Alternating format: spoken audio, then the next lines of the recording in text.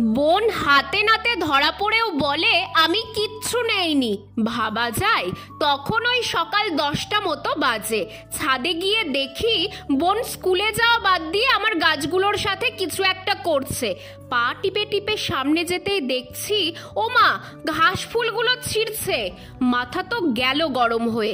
এমনি এমনি কেউ ফুল ছেড়ে নাকি? কি করছিস তুই এখানে?